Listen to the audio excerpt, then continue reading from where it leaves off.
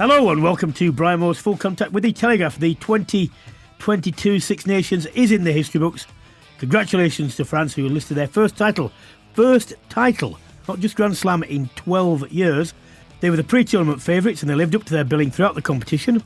Their win over England Saturday night topped off an impressive campaign for them as they continue their preparations for a home World Cup next year. As we are recording this, no one knows at the moment where the Six Nations trophy is. Someone reckons it's been thrown in the Seine. Now, if anyone knows anything about this, please get in touch with me on Twitter and we'll find out what the truth is. Anyway, look, as for England, serious questions. What direction are the team going in if they've suffered 3 defeats in the competition? The RFU have backed England coach Eddie Jones despite another poor finish, but his side only managed 3 tries in 4 games outside of the 80th clash. We're recapping England's campaign with the Telegraph's Charlie Morgan, who was in Paris on Saturday, and asking what needs to be done to get England firing once again. Well, picking the right team would help, actually. That's one thing. Picking players in the right position, that's another thing. The moment of the weekend was arguably the moment of the entire tournament, and it came in the dying moments in the Principality Stadium as Italy sliced open Wales to win their first Six Nations game for 7 years, and we'll recap that thrilling win for the Italians and discuss the poor title defence for Wales with none other than Michele Lamaro, the Italian captain. We'll also be rounding up an impressive campaign for Ireland and another underwhelming one for Scotland, who faced problems on and off the pitch following another 4th place finish. Elsewhere, we'll pick our players of the tournament and we'll get stuck into your questions too. Delighted to welcome back alongside me the former England centre Tom May. Hello, Tom. Nice to be back. Thank you for having me. Now then, you were out there, weren't you? I was in Perpignan doing the under-20s. Oh, yeah. What was it? I tell you what was it like? This is always interesting. What is it like, the surrounding atmosphere when something like this happens in your country the first 12 years? What was it like? It was great, actually, to watch all the French supporters come out in the local bars and you know, watch it on tiny TV screens in the corner. Yeah. It was brilliant. And, you know, we were joined by some of the Catalan Dragon supporters, as well as Hull. I think it was Hull KR that they played the day before. But it was great to see, and I guess a bit of a foresight as to what next year will be like with the World Cup. I think it's going to be absolute mayhem in France. Yeah. Look, France have been fairly steadily improving, and that was from a good base as well over this tournament. Ireland were the only team that got anywhere near them. They rocked a little bit. But for you, standout champions? I think they've been brilliant. You know, I think every team during the Six Nations will find that other teams get on top of them. It's just the same in every 80 minutes, isn't it? But I think they've looked by far and away the best team in the tournament. And of course, you've got to remember, if you're the favourites and you're the best team, people do raise their game. Yeah, and I think, look, Paris, I think as we've witnessed over the past 6, 7, 8 weeks, whatever it's been, is back to where it is in terms of the atmosphere there is jumping every time they go in there. There's a level of expectation now back around French rugby, which I don't think there's been for probably a while.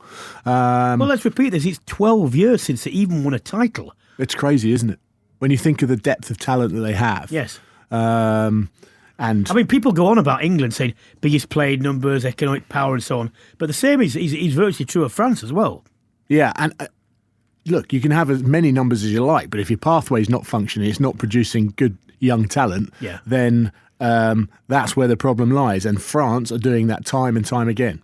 Let's just discuss this point and get it out of the way, because it's always raised, usually by smaller countries, and I understand why.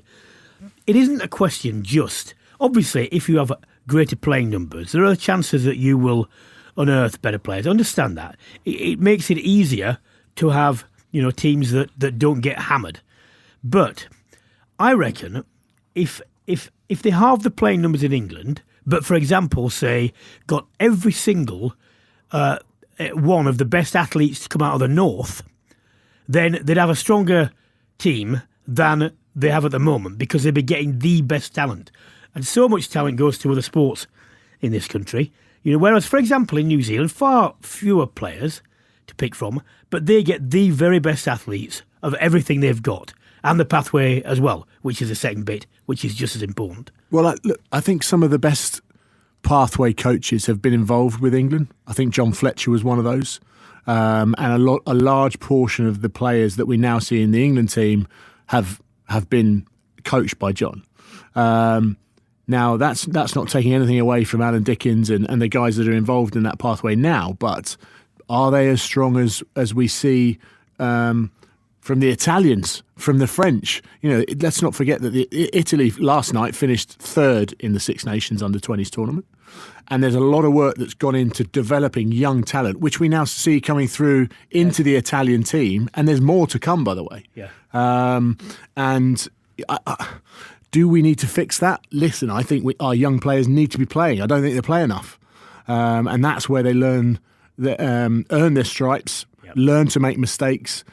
In this country, it seems, unless you're playing for the first team premiership, there's not a huge amount of rugby for you to be playing. Before we get on to England's campaign as a whole, what do you make of them on Saturday? Had good patches. Yep. I think that's about it, isn't it? That's about it. I think they looked blunt. They didn't really ever threaten the French enough to think. I wasn't sat in the bar in Perpignan thinking, there could be an upset here. Well, do you remember? I remember thinking at half-time, I don't know how England aren't many more points down. And actually, in the second half, there was just a flicker of a moment when, had everything gone right, they might have taken the lead, and they might, and who knows what happens. But the reality is, in the first half, France had 3 line break chances, 2 of them which were wide open scoring chances and would have resulted in tries had the ball gone to hand. And the other one was going to be a really clear open break which could have led to a try. And I just thought these passes will stick at some point. I think, listen, 25-13 it's a big win for France. I think there's probably a lot of fans that are thinking, well, actually, I thought England were going to get it battered by more. Yeah. And I think there is an argument to say they could have been. Well, it could have been 40. Couldn't it? You put 2 of those other chances away, and that's it. But I don't see where England could have. It's not like they blew 3 chances. No, well, they didn't blow any chances because they didn't. And this is the point. 3 tries from 4 games outside the Italy fixture. That's not good enough. It simply isn't good enough. And there are many reasons that you can postulate why.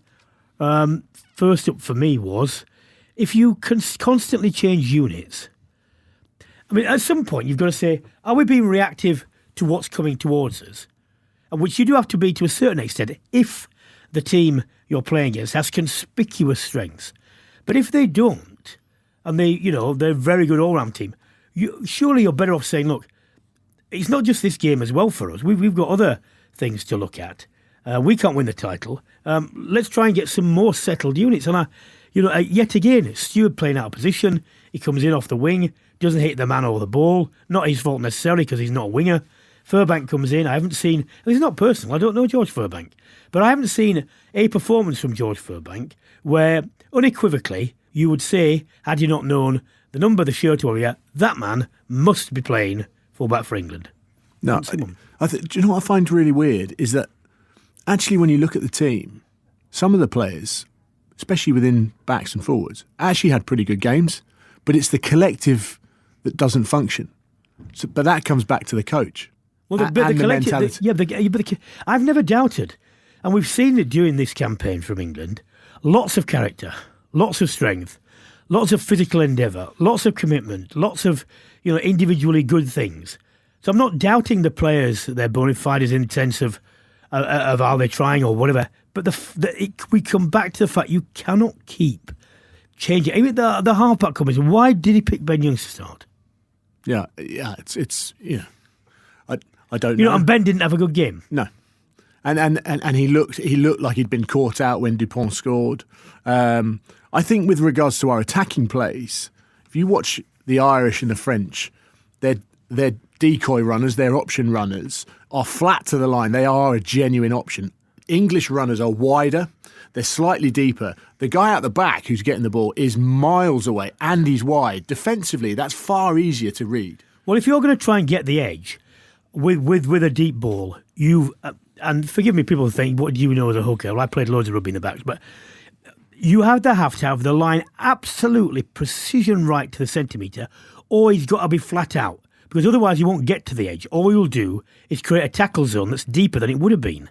Yeah, and probably more isolated. Yes, and that's where we get turned over. But I think the French and the Irish do it really well, and they do everything tight to the line. Defensively, that the guy that is marking the ball carrier and the one outside, they have a decision to make. Now, those players on the ball, if from an Irish and French perspective, 9 times out of 10 are making the best decision as well. Yeah. Now, that's when an attack starts to function. And, it comes back to the point of how many tries we've scored in this Six Nations. That's where it is. We've brought in an attack coach who I am sure over time will be brilliant, because as a player he was brilliant. As a coach he's been pretty good up at Wasps. But, it takes time. It takes time. But also, when he's at Wasps, he only has Wasps players to cope with and do. And so he sees them all the time. He doesn't get changed, and he can pick what they do. You don't get that with England at the moment. You don't get consistency of selection or availability because of various things, some to do with Jones, some not to do with Jones. But insofar as the ones that are to do with Jones, he's not getting that either.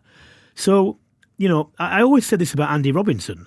When Andy Robinson had to go to Scotland, went to Scotland and could only pick from their relatively limited number of players, he turned out to be as good a coach as we knew he was for the England forwards when they won the World Cup. When he was a head England coach, the point at which I just lost all sensibility with him was when he picked 3 different players in the back row, all out of position, from where they play for the normal positions. And I just thought, I don't know what's going on now. And it seemed to me again, the problem wasn't that. The problem was in selection and thinking, I'll just tinker with this, tinker with that. That will solve this. That will solve that. Instead of doing what he was demonstrably very good at, coaching a group of players to get the best out of them. And there seems to be a misnomer to me about this.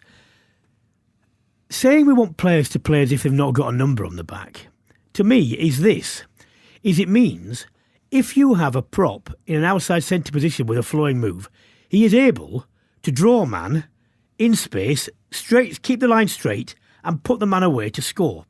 Or if an outside centre is the nearest man to do a clear out, and it's a back row player who has to clear out, is effective. That's the not number bit. Not you just start players any old where they start on the field and expect them to be able to play. This is what the French did for years, saying fly halves and scrum halves are interchangeable. They're not. They're demonstrably not. And now you've got world-class ones in each, and you've carried on picking them in each. Funny, isn't it? They're actually playing a lot better. And so to me, this numbers on the back thing should be a reference to things done on the field, not starting positions. It's an all-court game, isn't it, that people are talking about? It's an ability to have a collective core group of skills that each player can replicate. And it's not, the finer details, which is what makes the difference at international level, are the bits that make a huge difference. Yes. So, by putting Freddie Stewart on the wing, where he hasn't played a huge amount of rugby, you're going to find there are minor errors that cause huge consequences off the back of. A lot was made about Owen Farrell's absence during the tournament, how it might be a blessing in disguise. I don't know what the answer is as to how much he was missed. I don't think particularly would have made, his presence would have made that much difference. Particularly if, say, like we had on Saturday, the back 3 changes yet again. With him there, the temptation, I think, would have been to change even more, which would have been solution to nothing. Well, if we say that Marcus Smith starts at 10, then actually, in terms of a centre pairing, I think Marchand and Slade individually have been good.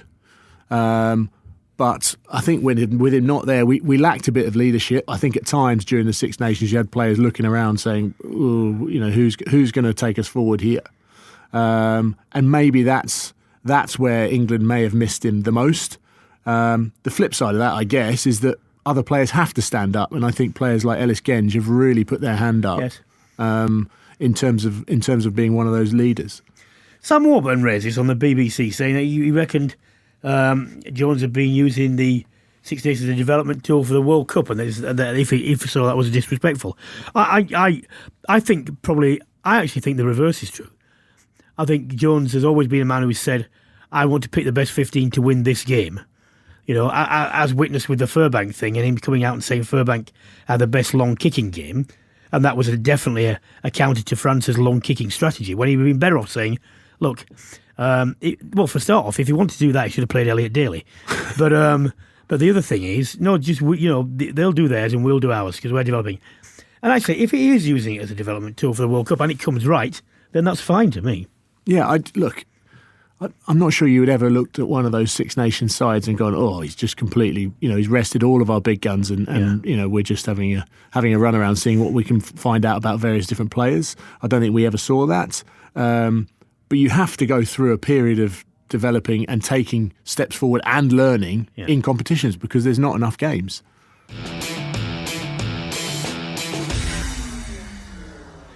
Well, why don't we speak to Charlie Morgan, the Telegraph senior rugby writer who has been a constant throughout the Six Nations and our podcast and analysing. You're at Stade de France on Saturday.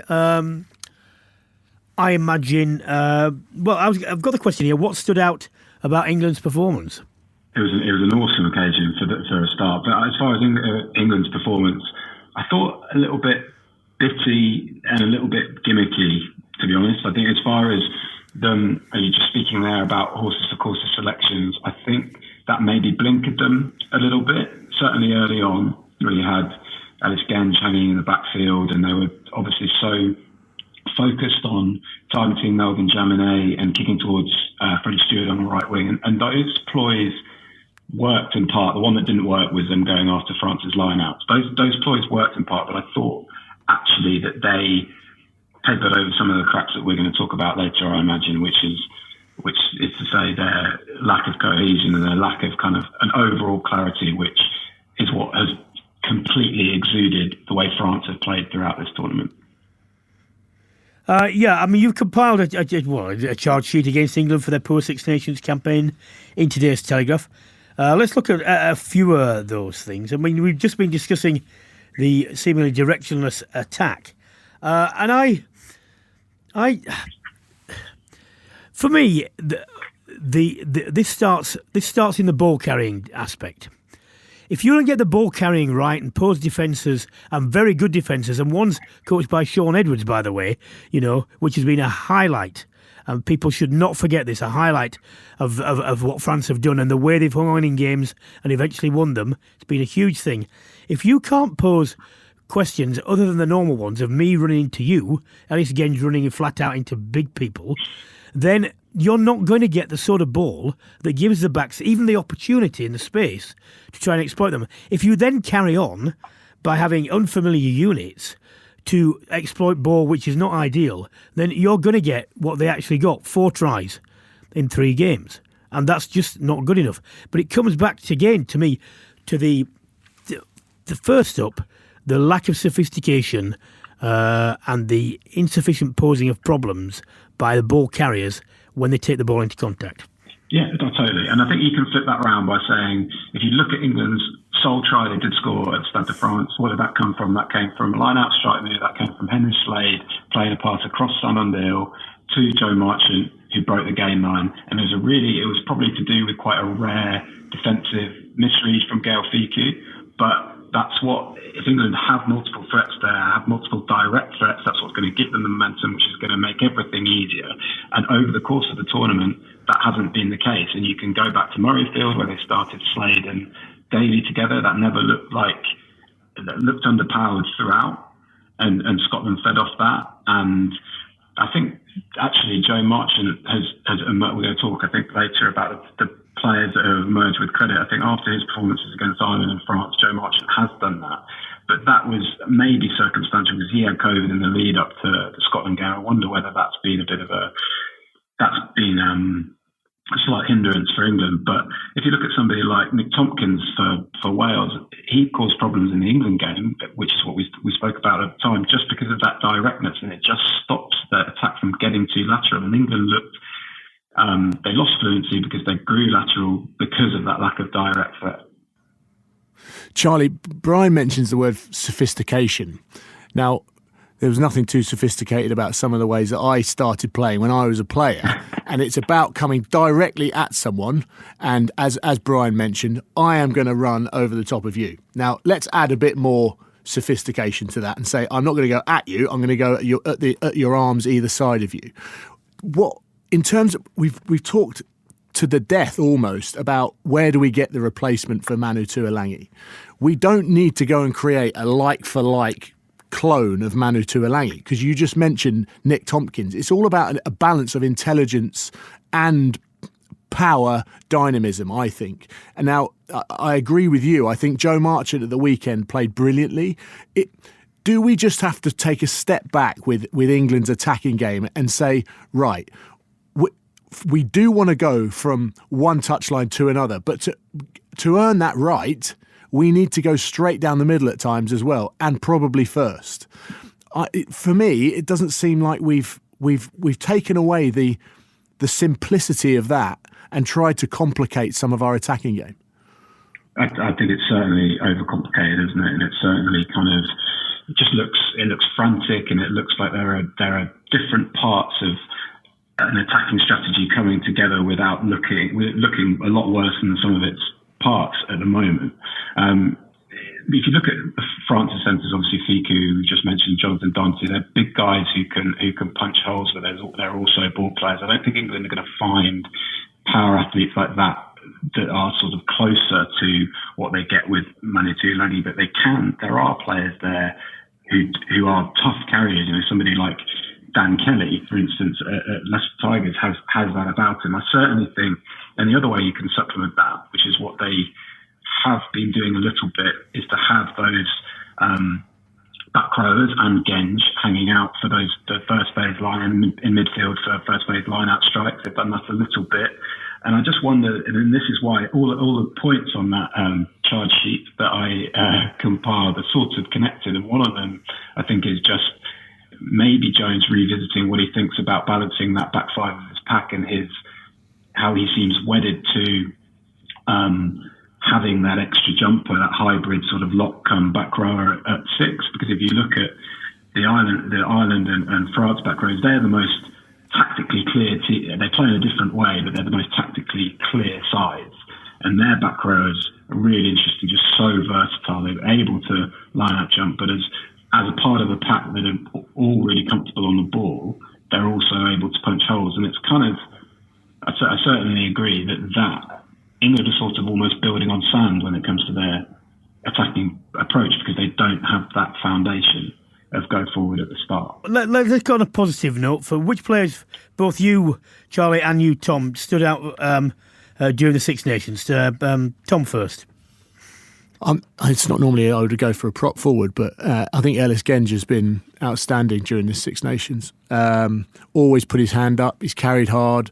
That performance that he put in against Ireland was mind blowing, and for someone from the backs to notice how well the props are doing, it's got to have been pretty impressive. I think Freddie Stewart and Joe Marchant as well. I think they've done well. Quite clearly, I've chosen three there, and I've probably nicked all of Charlie's answers as well.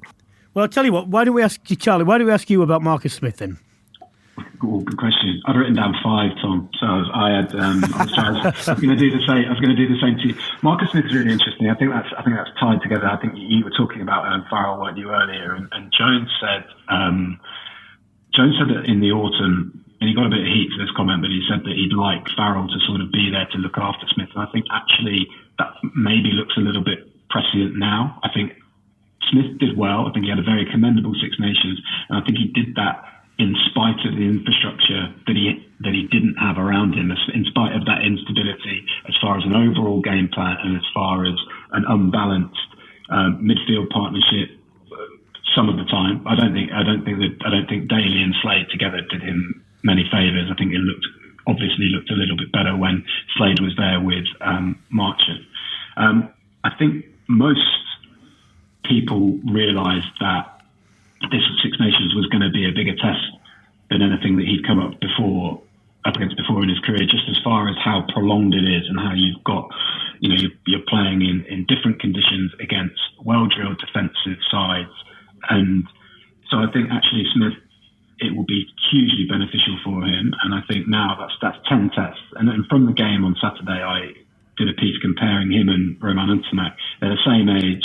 Ntamack now has 19 more tests than him. And I think that shows, because Ntamack is just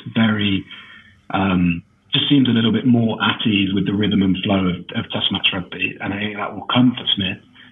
But I think Jones also that will be dependent on Jones getting the right infrastructure around him. Thank you very much again, Charlie. Cheers, mate. Nice one, Brian. Cheers.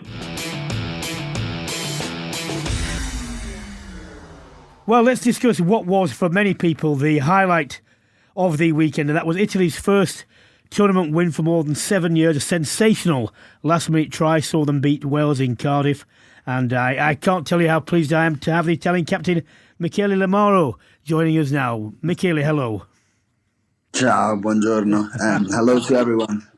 I've been saying that the challenge for Italy has been over the past few years to harness some good talent coming from the under-20 sides.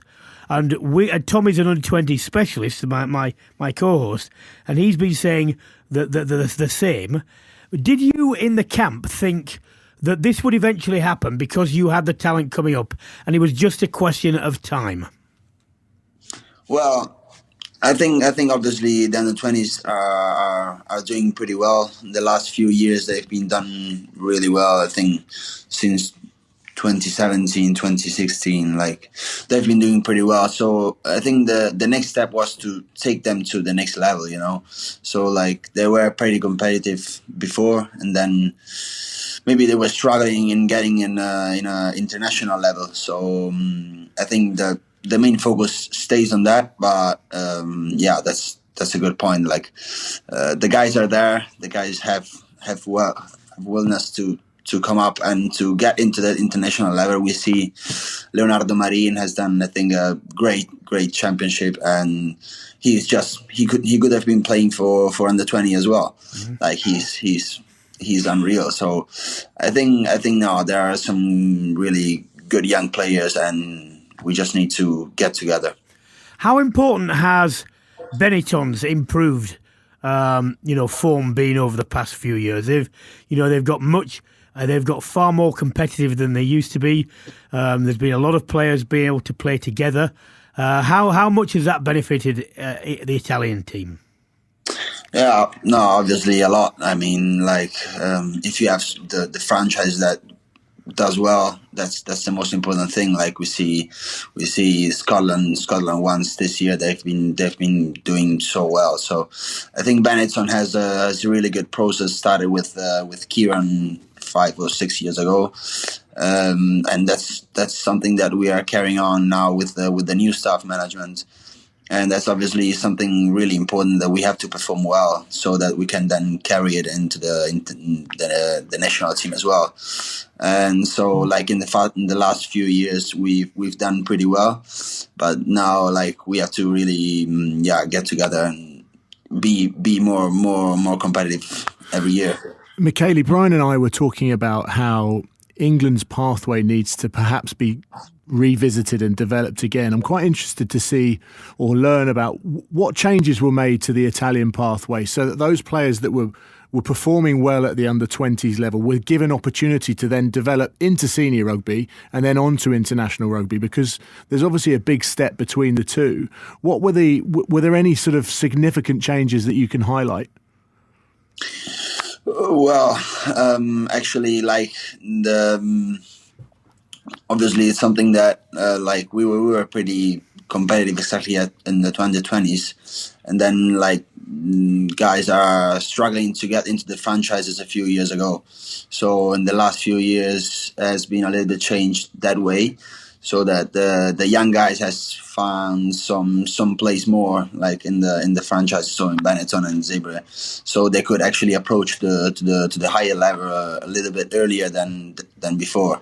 As I said, we see this year in Benetton we've had Alessandro Garbisi, Lorenzo Pani, Leonardo Marin, Tommaso Menoncello. They're all under 20 guys, so they've had a few minutes, they've had some good minutes with us, and obviously that has been so important for them to just approach the higher level and just to get confident in that, and then they take it back to the under-20s for Alessandro and Lorenzo, and Tommaso and Leonardo with us. So that's the most important thing. So don't stop with get the challenge. So after under-20s or between the under-20s, you have to get some minutes with the higher level, with the senior team. Now, nobody will be daft enough to say, one win makes everything good. You've got a lot of work to do. You want to do the work, but it was important to get the win, somehow. And now you've got it. What do you think that can do for the Italian national team? What do you think it can do for the whole game over there?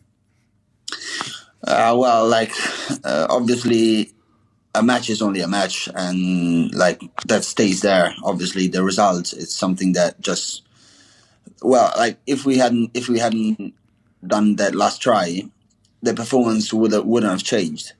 The result is something obviously different. So the results it's needed more, I think, from the outside than from the inside of a team. Obviously, for us as the players, that gives us a lots of confidence taking on in the next few games in the summer. So obviously with Benetton as well and Zebra as well. But I think we have to take that confidence and moving on, just knowing that we can do that. So we can be at that level, we can be competitive, and that's the most important thing. From the outside, I think the winning stuff is a little bit more important, because obviously, after 36 matches, you ended that rope, and that's a big thing. Michele, just leave you with a very short final question.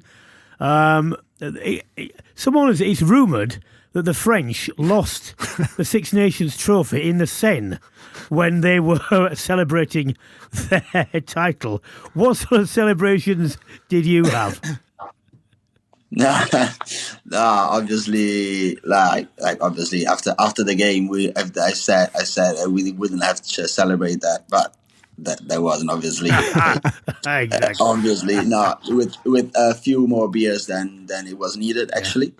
But I tell you what, let's leave it on that, because that's the sort of answer that I wanted to show that the spirit of rugby is not dead. Yeah, no, absolutely not. Even in the airport, and in the plane, so that wasn't so bad. Fantastic, Michele. Thank you. Congratulations. May there be many more of them. Keep your head down. Thank you very much. Yeah, 100%. Thanks so much for inviting, and thank you. Cheers. Well, that's nice to hear, isn't it? It really is. Let's talk from a Welsh point of view now. No, but I mean, this has been labelled as one of the darkest days in Welsh rugby history. People who say that, they are old enough to remember the joke about, thank God we weren't playing the whole of Samoa. Do you remember that one when Max Boyce won? So these things come up and down. I mean, funnily enough, England are the only team that have never had to suffer a defeat by Italy. But the one thing, I have to say, and I back Michele's thing up, there wasn't a lucky win. They controlled most of the second half. And you know what I thought? I thought when Josh Adams went over for that try, I thought, it's typical, isn't it? Italy have done all this work and they're going to be undone by two tired forwards who couldn't quite make, the tackles on a winger who let's face it, he's one of the most effective try converters from chances that I've seen in recent years, actually. And I thought it's just going to happen again for him. And I'm pleased that it happened in the way it did, because there was no element of luck about that. That was a fantastic run and a very good counter-attacking try. I think also, when you look at the players that they've got involved now, a bit like Michele Lamaro, the amount of work that guy gets through and the positions that he puts his body in, ultimately over time, good things start to happen when you've got players like that. Yeah. Capelozzo at the weekend, getting himself out of a horrendous position inside his own dead ball area. I tell you what, I was thinking, what I was thinking of? I was thinking this will be a better try than the best try I've ever seen, which was the Sant André try at Twickenham. Yeah. It didn't quite happen, but it could have done. But the swing from being in a hole inside your own try area all the way up to the other end where they got a turnover and won a penalty kick, like that was just unbelievable. Yes. And then finished off with that sort of wonder finish. It was a brilliant day for Italy all round. Well, look, Pivac is facing some serious questions, going from winning a tournament last year to a 5th place finish, having scored the most points to the least points, barring Italy, and this is possibly tied up with it. Alan Wynne-Jones's 150th cap, largely ineffective.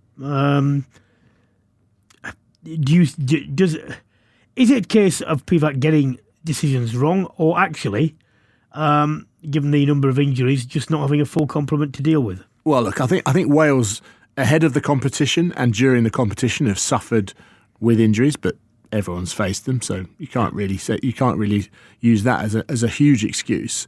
Was there any need to bring Alan Wynne-Jones back? Fine. No, it wasn't. There is no point. Okay, and maybe maybe bring him onto the bench if you want to get him in. Yeah, maybe actually, unless if it's his last game ever.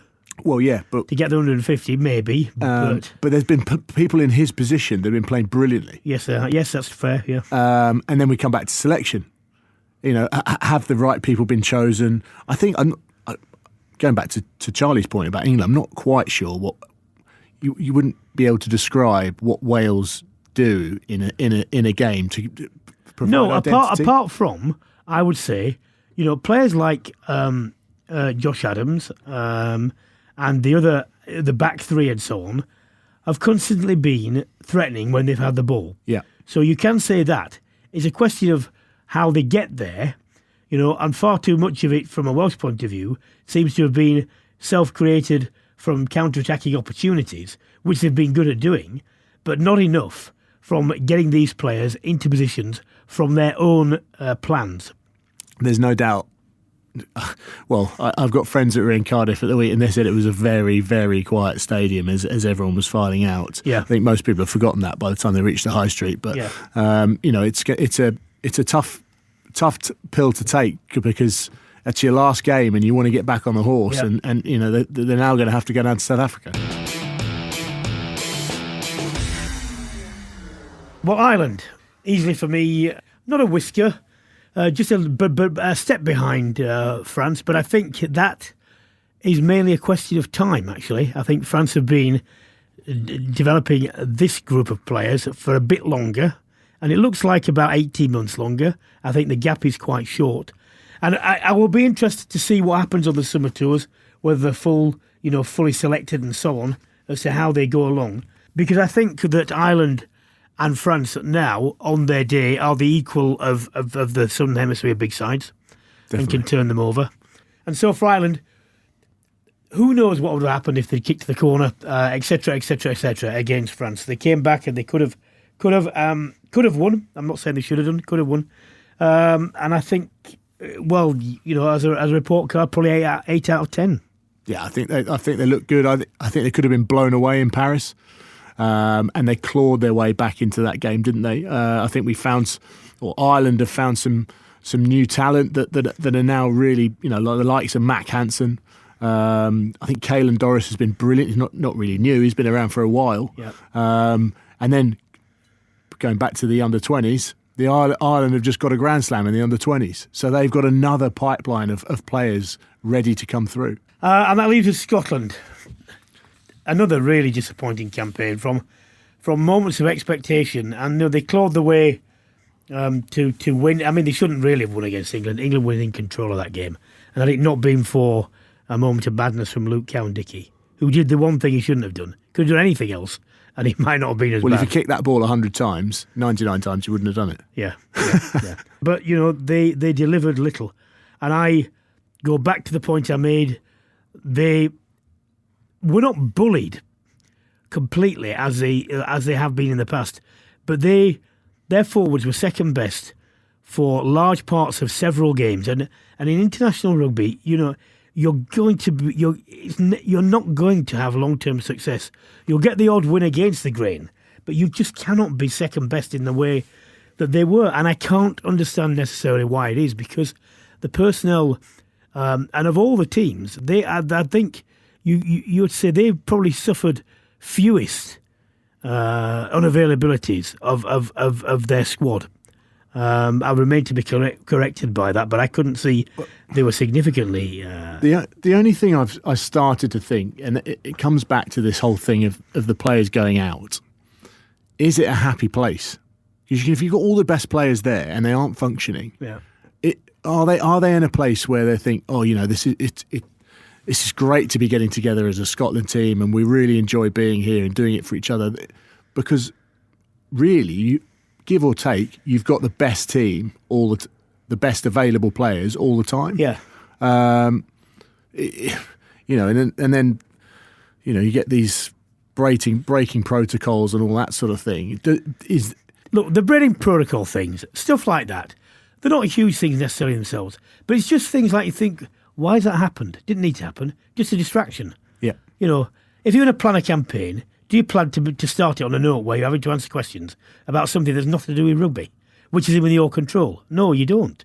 And good sides, experienced sides, that doesn't happen with them. And it doesn't happen because people are waving a big stick. Players just don't do it because, they know. Well, and they're focused on the end point. Exactly. Right? And there's something that doesn't ring right, or it doesn't feel right about that whole Scotland thing right now. And we'll have to see how that pans out over the summer tours and then moving into next year. Because to start on such a bright note from a Scottish perspective, it's just ended up as a bit of a meh, whatever. Questions before we go. One question here. Given how quickly Erasmus turned around a rudderless Springbok team to win the 2019 World Cup, should England now sack Eddie Jones in order to turn around an England's team low on quality resources players, blah, blah, blah, blah. Look, it's not even going to happen. There's no point. There's no point in asking this. And the Rassie Erasmus thing relies on you having a big core of players who are really good enough. And I think South Africa's core of players, they're going to find that last time out, that was one of their big generations, as we say, as we stated at the beginning of this podcast. A lot of those players who made the bomb squad and whatever, when it comes to the next World Cup, will not be as effective because they are past what was their absolute prime. So I don't think they're going to be able to do that. One for you, Mark says, should the RFU bring in a national selector in order to stop Eddie going so far off piste and ensure he doesn't overlook talent? It removes an element of trust in your head coach, doesn't it? Well, it's not going to happen, is it?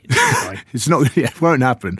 But I think you move into a cricket scenario, don't you? In a Test match selection, if you're gonna give Eddie Jones the reins, the head coach role, you have to trust that he's going to pick the best players for the job. But also, Mark, it's a question of this, and I know that you said this as well, and I would say it. It's my job. I'm going to get the bullet. I'm getting all the brickbats. I'm going to pick who I like. I'm not going to pick who you like. Otherwise, you do my job. Yeah. Simple as that. Brian, is Henry Slade a World Cup player? Well, he's going to be. Yeah, definitely. I think with Slade, it's more a question do you think World Cup was a predictive text and he meant world class? Yes, well, I don't know. Look, Slade for me has been a consistently reasonable performer. And I'm talking about international reasonable performer. He's a very, very good club player. I just don't think that England have ever found a centre combination with him in and around it that suited either him or the other player. And whilst you have that, his opportunities are going to be limited anyway. Exactly. Let's just take one last one here. A bit of a contentious one from Toby. Wayne Pivac, will he be made the scapegoat for the rotten structure of Welsh rugby? I'm not sure whether he'll be made the scapegoat, Toby, but I think something has to happen within Welsh rugby because the regions are struggling. There's no way that they're performing at the same level that we've seen over periods of time. Tom, all I'd say about this is, this has been said ever since I wrote an article, which is still being quoted by people, and the reason it is right actually. But it was over a decade ago when I basically said about the Welsh regions. What the WRU are doing with them is like saying you're half pregnant. We'll give you a bit of money to help you. We won't take over all the responsibility so we can have central contracts and run it as we wish. So we can have all of the... So it doesn't work in the end. But between that time and this time, and remember last year they were Six Nations champions, they've outperformed on a national scale well beyond... I mean, it has if you were a national fan, you'd just say, I don't care what the regions do. We keep winning at international level. Is it one of these things? Or finally, as I always thought it might do, is it going to actually have take the toll? I think if you concentrate as a fan on the top end and you think like that, eventually the foundations of the whole game are eroded because there's no foundations to be built on. If you have a look at the Irish provinces, the islands are so strong because their provinces are functioning and it's a very, very strong set of teams that they have going out week in, week out. I don't think you can say that about the Welsh regions. Well, that's all we have time for this week on Brian Moore's Full Contact with the Telegraph. Big thanks to my co-host Tom May and to my guest Charlie Morgan and the very, very happy Michele Lamaro, the Italian captain, who confirmed, thank goodness, that they were celebrating with a few too many beers after beating Wales at the weekend. I've enjoyed this episode. I hope you have. And if you want to check out all our previous episodes, you can subscribe to the full podcast channel. With the Six Nations done and dusted, I'll be taking a short break, but we will all be back soon. But until then, it's goodbye and thank you for listening.